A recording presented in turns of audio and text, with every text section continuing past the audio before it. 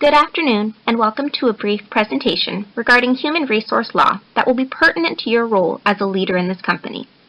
Now, we won't be getting into the nitty-gritty of HR law, but it'll be more of a general overview to properly prepare you for your role.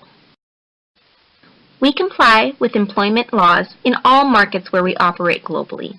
In addition, our standards of labor practices prohibit the following: harassment, discrimination, health or workplace violations, and interference with workers' freedom of association.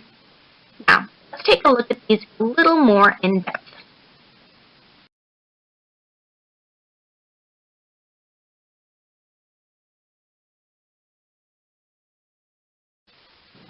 This section is fairly straightforward. It's illegal to harass an employee because of race, color, religion, sex, which also includes pregnancy, national origin, age, disability, or genetic information if you happen to have that. It's also illegal to harass someone because they have complained about discrimination, filed a charge of discrimination, or participated in an employment discrimination investigation or lawsuit. Harassment can have multiple forms, like slurs, graffiti, offensive or derogatory comments, or other verbal or physical conduct.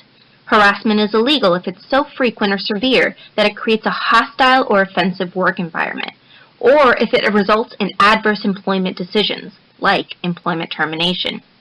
If you or any of your employees are subject to any form of harassment, please reach out to either your supervisor if you are comfortable, or contact the safety hotline number at 1-800-321-7654. The Civil Rights Act of 1964 and the following amendments in 1972 by the Equal Employment Opportunity Act and the Civil Rights Act of 1991 prohibits discrimination based on race, color, religion, sex, or national origin.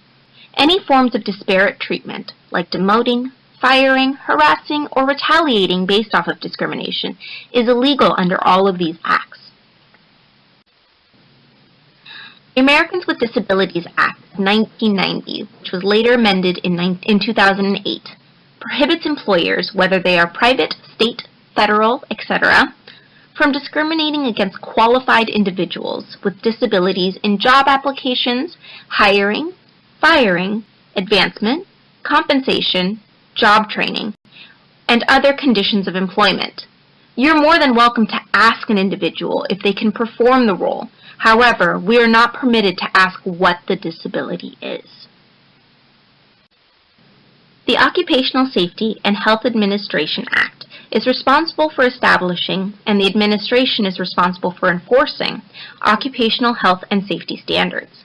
The Occupational Safety and Health Administration, also known as OSHA, inspects and issues citations to organizations that violate these standards.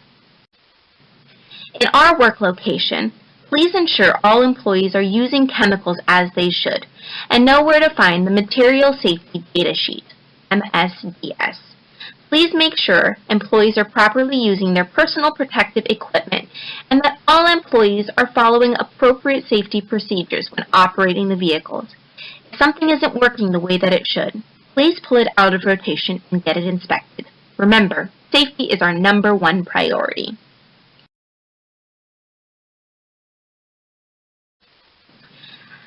And lastly, as we reside in a right-to-work state, please be sensitive on how you handle any challenges regarding unions that may arise.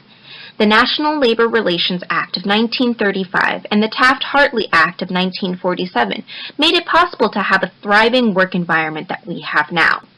As a company, we cannot refuse the employees the freedom to want to associate with the union.